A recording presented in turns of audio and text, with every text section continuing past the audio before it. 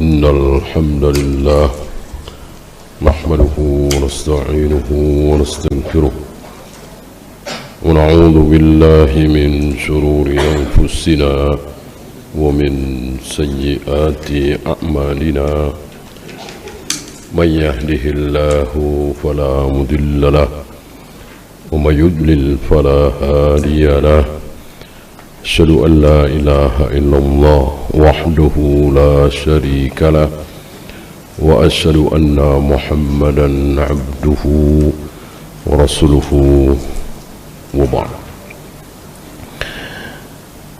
Kita sampai kekhususan seorang mukmin yang tidak dimiliki oleh orang-orang kafir. Tentu banyak ya. Salah satunya apa kemarin? Was-was ketika beribadah. Ketika beribadah diganggu setan, didatangi setan sehingga muncul was-was. Ini tidak didapati oleh seorang kafir. Ketika mereka beribadah di gereja, di wihara, di sinagog dan seterusnya, mereka tidak didatangi oleh setan, tidak dibikin was-was, justru dibikin tenang, terus tenang. Kenapa? Karena tentu setan, iblis tahu apa tidak mana yang hak, mana yang batil? Jelas tahu. Kalau setan, iblis tidak tahu, tentu mudarat bagi iblis, ya kan? Nah, karena iblis tahu mana yang hak, mana yang batil, mana yang benar, mana yang salah. Tentu yang dibikin was-was, yang dibikin ragu-ragu, yang berada dalam kebatilan, apa yang berada dalam hak, yang berada dalam hak. Itulah yang diucapkan oleh Nabi ketika ada seorang sahabat mengatakan, anna ar-rajula yajidu fi nafsihi ma yasta'dhimu ay yatakallama bihi. Ada seorang sahabat yang datang kepada Nabi, ya Rasul, ada sesuatu dalam hatiku dan itu berat dan aku tidak sanggup mengungkapkannya. Ada keraguan di situ, ada was-was di situ. Bacatum dzalik, betul engkau temui itu? Betul ya Rasul. Lalu Nabi mengatakan, dzaka sarihul iman. Itulah iman. Itu iman yang sharih. Ada godaan, ada was-was dan seterusnya ketika beribadah. Maka orang-orang yang beribadah, kaum muslimin ya, kaum muslimin yang beribadah dan tidak ada was-was, betul-betul sudah dilindungi oleh Allah. Kalau Allah tidak lindungi, pasti was-was. Oleh karena itu was-was itu insya Allah dengan sendirinya akan hilang kalau tidak diikuti. Kalau terus diikuti, ya terus ada lagi, bahkan membesar, menguat. Maka kalau antum merasa was-was dalam wudu, dalam kencing, dalam kentut dan seterusnya, jangan diikuti. Udah anggap tidak ada. Jangan diikuti. Jangan-jangan betul-betul kentut. Jangan-jangan memang netes tadi. Jangan-jangan tadi saya wudu tidak sah. Jangan. Jangan diikuti. Buang. Tentu mohon perlindungan kepada Allah. Ya. Ada berapa jenis perlindungan? Ada berapa jenis ta'awudz? Dulu pernah kita bahas. Iya, ada 3. Yang masyhur, yang sering kita ucapkan adalah a'udzubillahi minasyaitonirrajim. Kalau mau ditambah, a'udzubillahis samii'il 'alim minasyaitonirrajim. Boleh. Atau lebih lengkap lagi, A'udzu billahi samii'il 'aliim minasyaitonir rajim min hamzihi wa nafthihi wa nafthihi.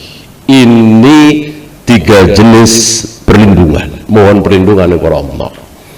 Dan para a'immah menyukai yang terakhir tadi diucapkan sebelum membaca Al-Fatihah untuk pertama kali, maksudnya rakaat pertama. Adapun rakaat kedua, ketiga, keempat tidak. Khusus rakaat pertama disukai membaca ta'awudnya itu yang terlengkap tadi. Tentu tidak wajib ya. Disukai, mustahab, afdaliyah saja.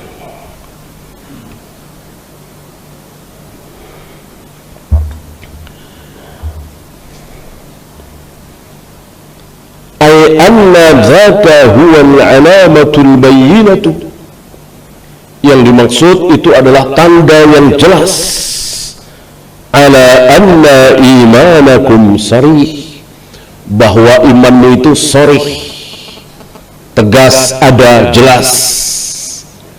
Li'annahu warada alaih, karena ada was-was tadi. Wala yaridu illa ala qalbin sahihin khalisin, dan tidak mungkin itu terjadi kecuali pada diri seorang yang memiliki hati yang sahih, yang khalis.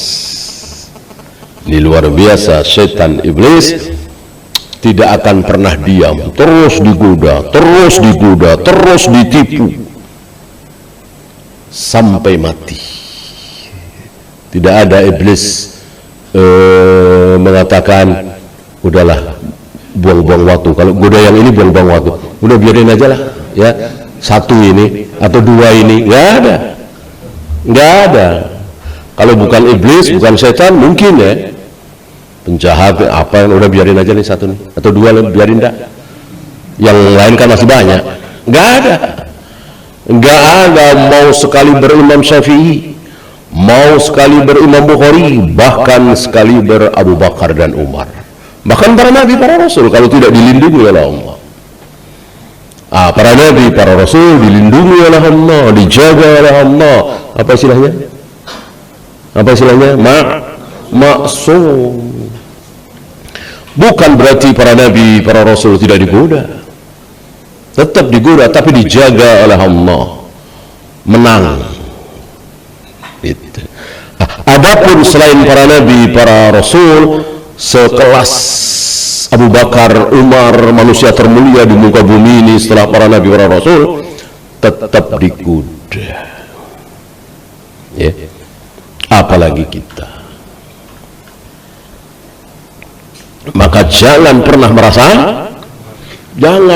merasa aman, tenang dari godaan setan, tipuan setan. Jangan pernah. Serajin apapun kita, salat tahajud, bangun malam, tidak pernah absen, puasa sunat, bahkan puasa Daud, salat jamaah tidak pernah tertinggal, belum azan bahkan sudah di masjid, tidak boleh merasa aman ya. Kemudian kita lanjut, man syahida an la ilaha illallah, barang siapa yang bersaksi la ilaha illallah, tidak ada ilah kecuali Allah. Man di sini beliau katakan man syartiyah. Antum tahu ya, man syartiyah, syarat. Ada syarat pasti ada fiil, pasti ada fa'il. Ada mubtada, pasti ada khabar.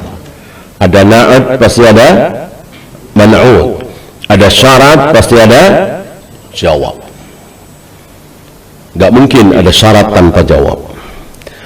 Syaratnya adalah man, barang siapa yang bersaksi bahwa tidak ada ilah kecuali Allah, ini syaratnya, dan Muhammad Rasulullah, dan ini ya, kan ada beberapa sudah kita bahas,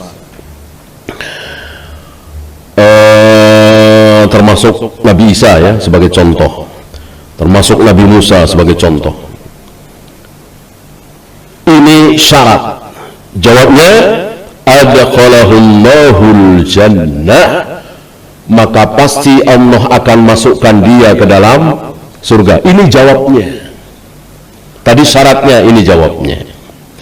Ala ma kana minal amal, berdasarkan amal dia.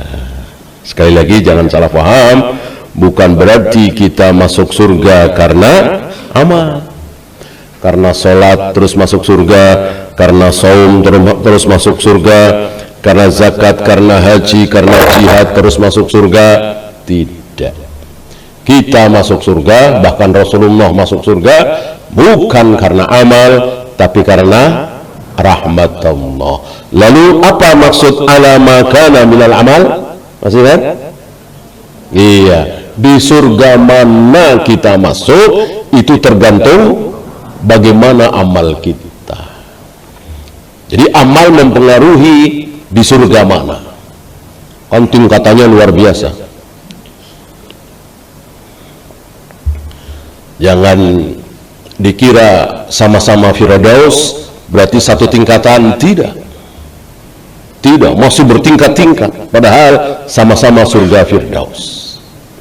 Belum yang lain, Aden misalnya, ya, bertingkat-tingkat luar biasa. Sebagaimana kebaikan manusia bertingkat-tingkat, sangat bertingkat-tingkat. Ya. Barangkali kita pernah terkagum-kagum dengan seseorang. Taruhlah guru kita gitu kan, namanya murid kan, terkagum dengan gurunya. Itu nggak ada apa-apanya. Dengan Syekh Albani, Syekh bin Bas misalnya. Itu pun beliau nggak ada apa-apanya dibandingin Imam Syafi'i, Imam Bukhari misalnya. Masih nggak ada apa-apanya dibanding dengan para sahabat, dibanding dengan para nabi, para rasul. Nah, begitulah kebaikan manusia itu bertingkat-tingkat. Ya. Dan ketika seorang paling mulia bukan berarti dalam segala hal. Ambil contoh ketika Rasul ditanya, ya Rasul, siapa manusia paling mulia? Nabi menjawab, Nabi Yusuf. Beliau tidak mengatakan aku, atau Nabi Ibrahim, atau Nabi Musa. Kan jelas yang 5 itu ulul azmi. Kok Nabi Yusuf? Gitu. Karena yang dimaksud adalah dari segi nasab. Dari segi nasab. Maka ketika Rasulullah menjawab yang paling mulia adalah Yusuf, langsung diteruskan dengan keterangan Nabiullah, ibn Nabiyillah, ibn Nabiyillah, ibn Khalilillah. Kenapa Nabi Yusuf paling mulia? Karena beliau adalah Nabi. Ayahnya Nabi juga, kakeknya Nabi juga, buyutnya Nabi, bahkan Khalilullah. Ada yang seperti itu? Tidak ada. Hatta Nabi kita Muhammad SAW, bapak beliau langsung kafir, kakeknya begitu pula. Nabi Yusuf mengalahkan beliau dalam hal nasab. Ya. Nanti dalam hal ini lain lagi, dalam hal ini lain lagi. Maka Nabi tidak pernah merasa paling mulia, paling tinggi, bahkan merendah. Masih tentang Nabi Yusuf, ketika beliau mengkisahkan bagaimana Nabi Yusuf saat dipenjara didatangi oleh utusan raja supaya Nabi Yusuf keluar, dipersilahkan keluar. Nabi Yusuf mau apa tidak? Mau apa tidak? Tidak mau. Tidak mau. Ya, bereskan dulu fitnah wanita itu. Kan beliau masuk penjara gara-gara fitnah wanita. Wanita itu memfitnah beliau. Apa komentar Rasulullah alaihi salatu wassalam? Beliau memuji Nabi Yusuf dan beliau merendahkan diri beliau. Kalau aku yang jadi Nabi Yusuf di penjara, lalu dipersilahkan untuk keluar, tentu aku mau keluar. Kenapa? Di penjara kan gak enak. Ya kan? Kok mau-maunya Nabi Yusuf kok nggak mau keluar? Mau-maunya terus di penjara. betapa hebat Nabi Yusuf. Kalau aku nggak kuat, luar biasa, merendah sekali beliau. Padahal siapa yang lebih mulia, Nabi Yusuf apa Nabi Muhammad SAW? Jelas Nabi Muhammad SAW. Tapi beliau tidak merasa lebih tinggi, malah memuji-muji Nabi Yusuf, merendahkan dirinya, karena memang belum teruji kan. Beliau belum pernah dipenjara. Nabi Yusuf sudah teruji, pernah dipenjara. Rupanya ini beda jauh dengan kita. Ketika kita mendengar saudara kita, teman kita, tetangga kita, kenalan kita, atau siapapun jadi wali kota misalnya, kemudian korupsi, langsung kita membesarkan diri kita. Coba saya yang jadi wali kota, nggak bakalan korupsi. Begitu kita. Ini beda jauh dengan Nabi SAW. Kalau kita mau mengikuti akhlak Nabi, saya belum teruji. Dia diuji jadi wali kota dan tidak sanggup korupsi 5 miliar misalnya. Kalau saya yang jadi wali kota, belum tentu aku sanggup. Mungkin malah 10 miliar, mungkin malah 15 miliar. Begitu. Jadi nggak usah sakit hati, caci maki, menghujat. Orang kalau kita diuji jadi wali kota, jadi gubernur, belum tentu sanggup. Kita nggak merasa sanggup, ya kan? Alhamdulillah saya tidak diuji seperti itu. Begitu jauh lebih baik daripada cacian, makian seperti hari ini. Seolah kalau ada pejabat korup, pejabat zalim, pejabat buruk, itu mahasiswa itu menjadi orang-orang suci semua itu ya. Kayaknya suci banget. Berdemo, turun ke jalanan, ya. Nanti 20 tahun lagi mahasiswa-mahasiswa ini jadi pejabat, gantian di demo. Dan itu yang terjadi. Coba antum ingat-ingat, ya. Yang pada demo tahun 66 itu kami KAPI. Udah lahir belum? Sama, saya juga belum lahir ya. Tapi tahu ceritanya kan, kami KAPI 66. Iya, tahun 80-an, 90-an gantian di demo. Yang demo 98 hari ini gimana? Ya kan? Terus begitu berulang-ulang. Maka tidak ada kebaikan pada demo itu, cacian, makian, hujatan. Kenapa? Biasanya mereka merasa bersih, merasa hebat, merasa suci. Dan itu sangat disukai oleh iblis. Orang yang merasa suci, merasa benar, ya, maka merasalah kotor, merasalah hina, terutama di hadapan Allah. Ya. Wasyahadatu hiya al-i'tirafu bil-lisani wal-i'tiqadu bil-qalbi wat-tasdiqu bil-jawarih. Apa yang dimaksud dengan syahadat? Ada 3 menurut beliau. Jadi jangan sampai kita beranggapan syahadat ya satu, asyhadu an la ilaha illallah, cuman ucapan. Tidak. Asy-syahadatu hiya al-i'tirafu bil lisan. Syahadat pertama kali adalah mengucapkan dengan lisan bahwa tidak ada sembahan kecuali Allah, Muhammad adalah Rasulullah. Ini yang pertama. Yang kedua, wal i'tiqadu bil qalbi, itu sampai ke hati, diyakini dengan hati. Jadi bukan cuma di lisan. Kalau cuma di lisan tidak sampai ke hati, kekal di neraka dia. Siapa tokohnya? Abdullah bin Ubay bin Salul dan teman-temannya dan para pengikutnya, orang-orang munafik. Keluar syahadat, fasih, dia orang Arab, ya, tapi tidak sampai ke hati. Hatinya nggak ikut-ikutan, dalam hatinya tidak mengakui. Kalau Muhammad adalah utusan Allah, kalau Allah adalah satu-satunya yang berhak disembah, hatinya tidak mengakui, kekal di neraka. Maka sekali lagi, setelah lisan, hati. Setelah hati, wa tasdiqu bil jawarih, dibenarkan, ditunjukkan dengan amal jawarih.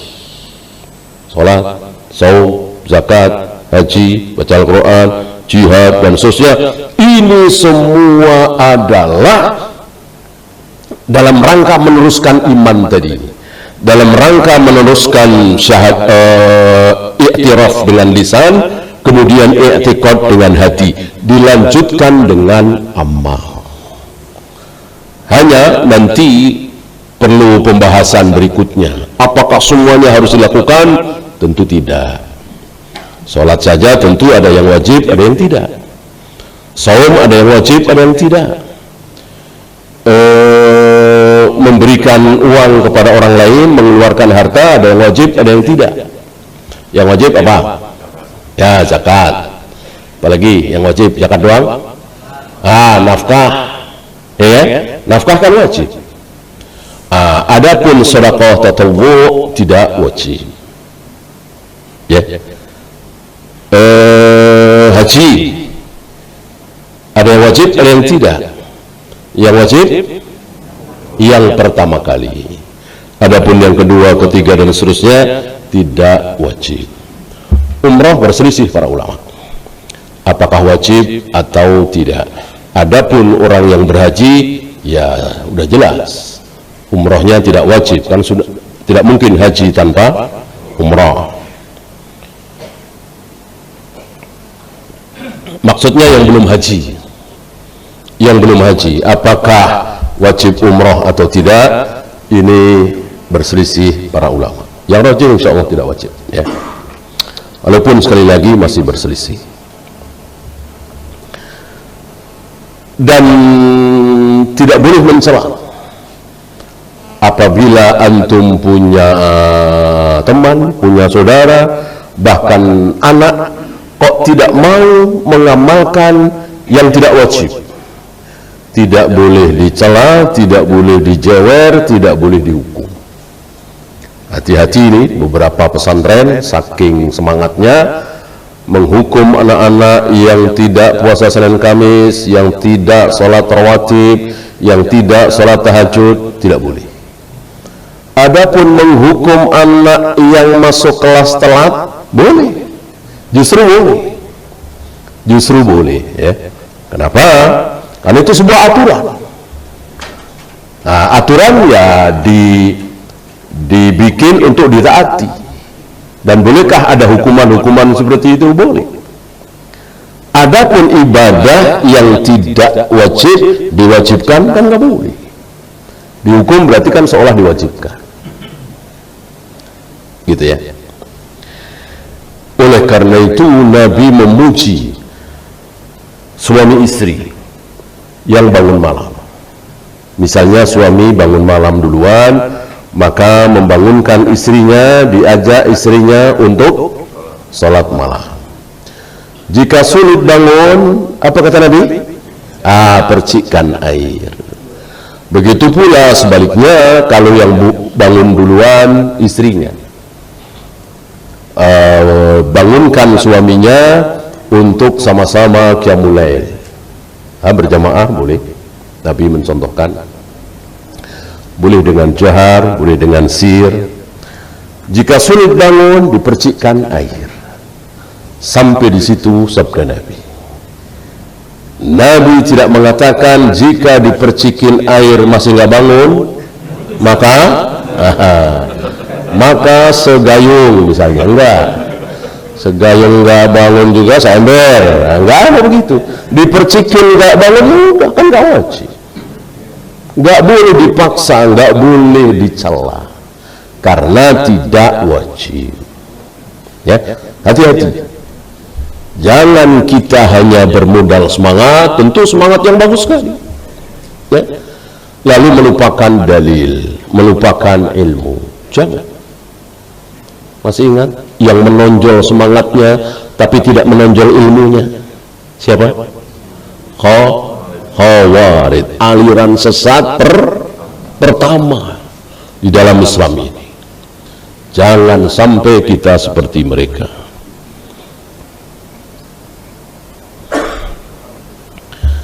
Walihada lamma qala al-munafiquna lirrasul sallallahu alaihi wasallam. Oleh karena itu ketika orang-orang munafik berkata kepada Nabi alaihi salatu wassalam, dan ucapan ini diabadikan oleh Allah dalam Al-Quran.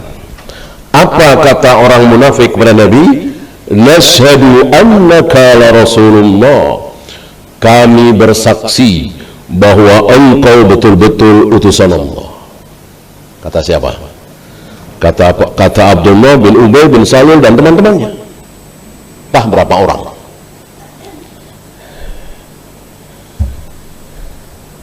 Wa hadhihi jumlatun muakkadatun bi thalathi muakkadat. Ucapan orang munafik ini ada 3 takkid, 3 kesungguhan. Sungguh betul-betul ada 3. Orang Arab kalau satu saja harus dipercaya. Ketika betul-betul, ya. Sayang di kita cuman ada sungguh gitu ya. Dalam bahasa Arab ada inna, ada lam taukid, ada persaksian itu sendiri, ada nun taukid di akhir fi'il mudhari.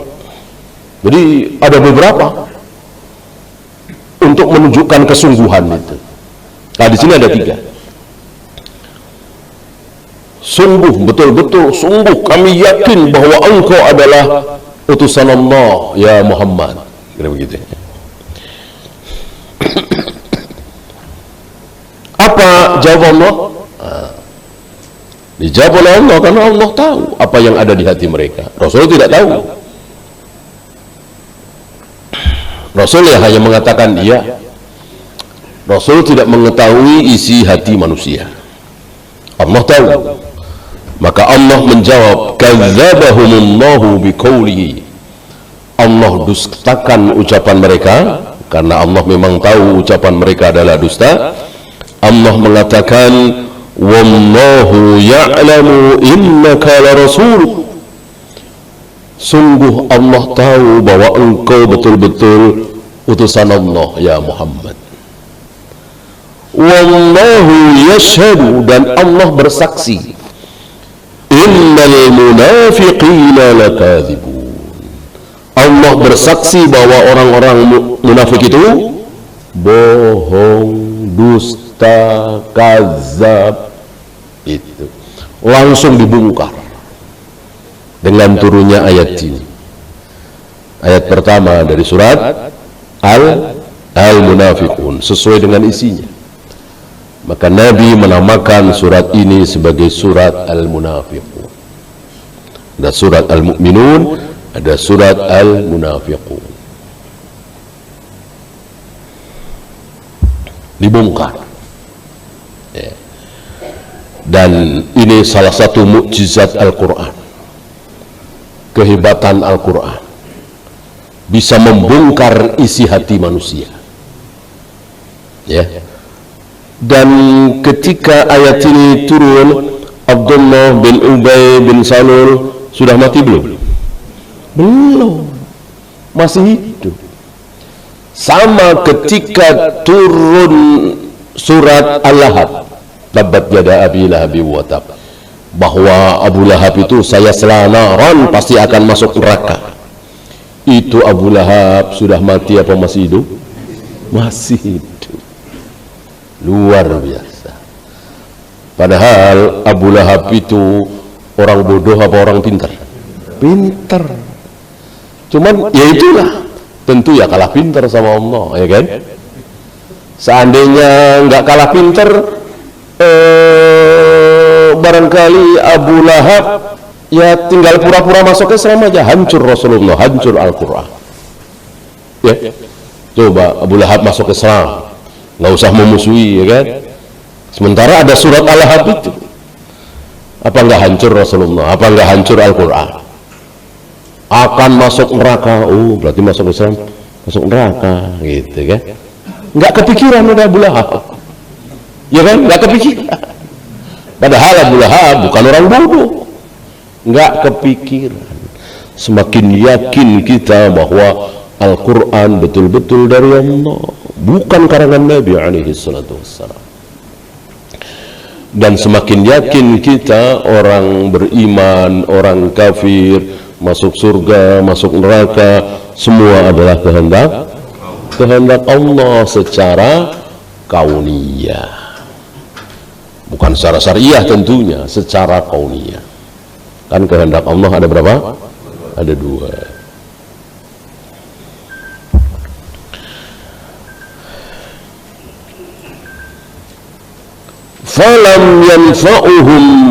falam yanfa'hum hadzal iqraru bil lisan.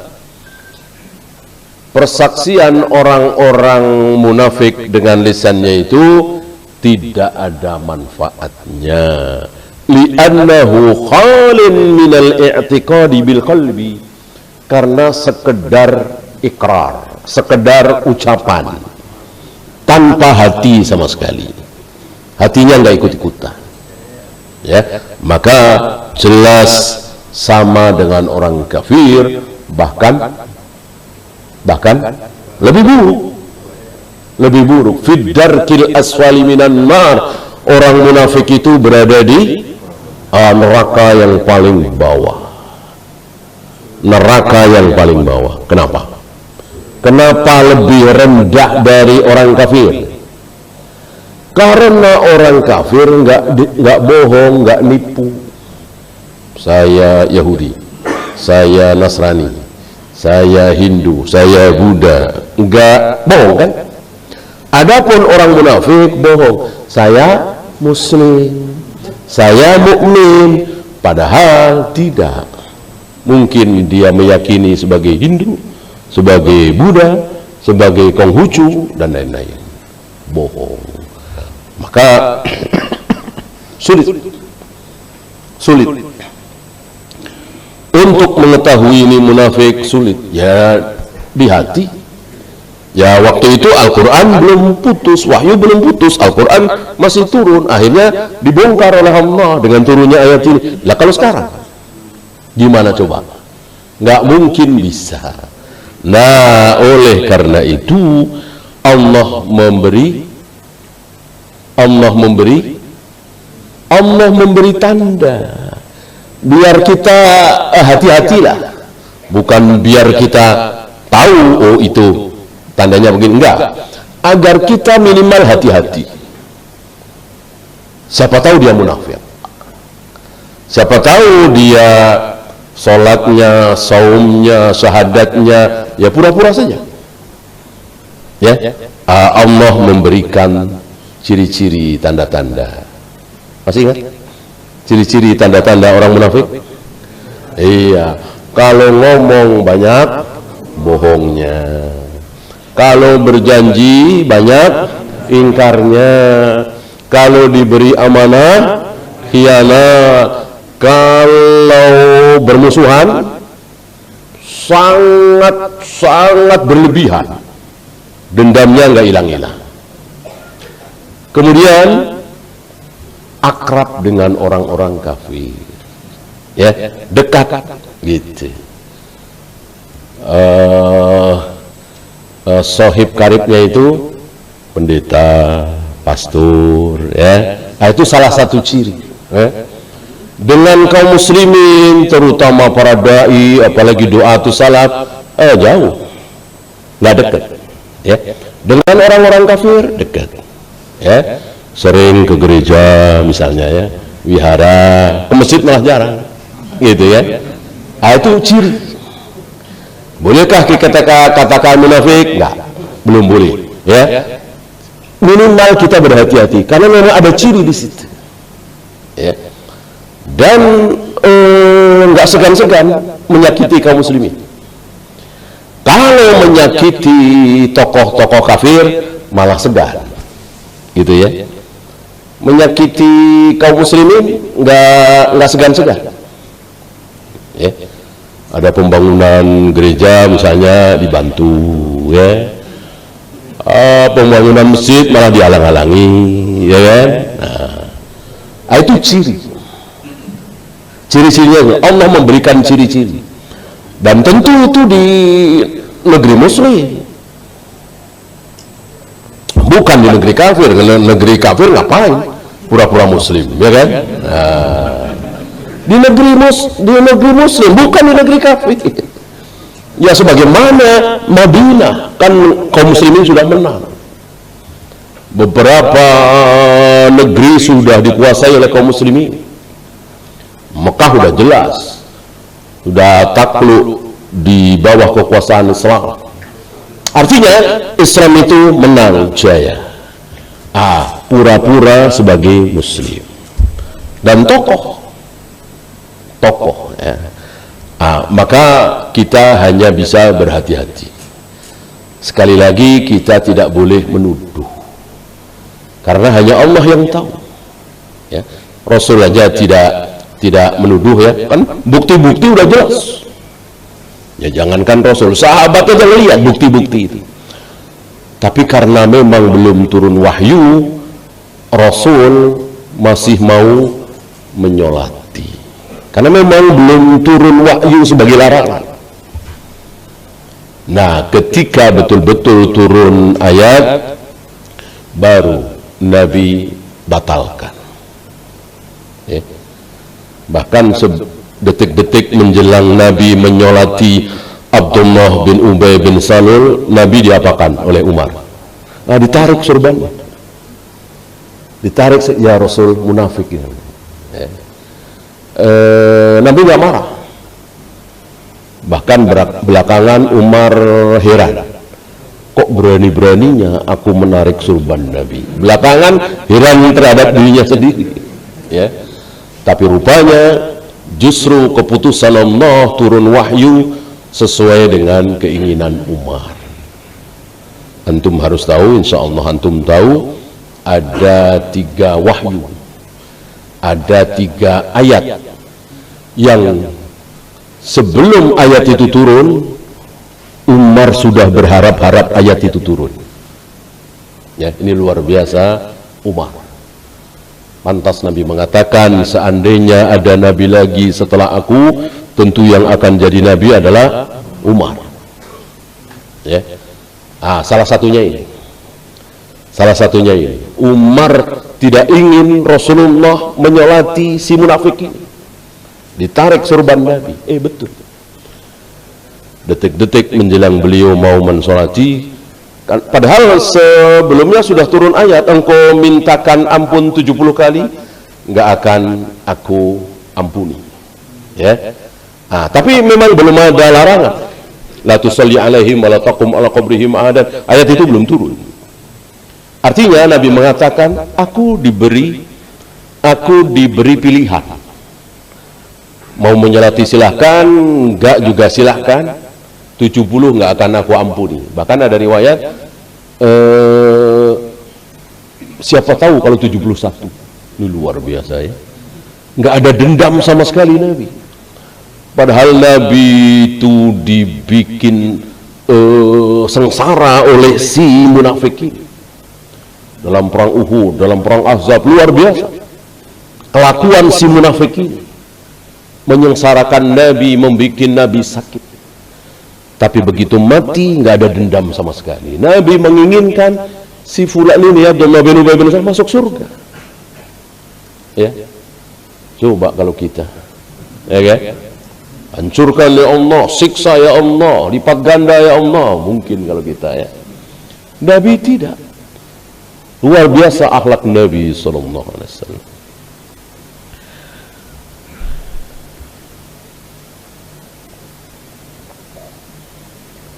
Yang kedua apa? Keinginan Umar yang akhirnya Allah turunkan wahyu sesuai dengan keinginan Umar. Cadarnya siapa?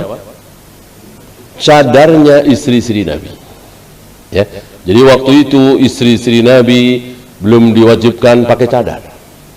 Jadi keluar rumah kelihatan wajahnya biasa, karena memang belum wajib.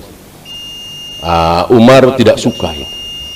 Maunya Umar, istri-istri Nabi itu ya ditutup wajahnya. Tidak selang lama turun ayat itu. Ya. Satu lagi, yang terakhir, tawanan perang. Tawanan perang Badar oleh Rasul dan Abu Bakar ditukar dengan tawanan kaum muslimin atau ditukar uang. Sedangkan Umar menghendaki tawanan perang itu dibunuh saja. Ternyata akhirnya turun ayat memerintahkan kepada Nabi untuk membunuh tawanan perang Badar. Wallahu.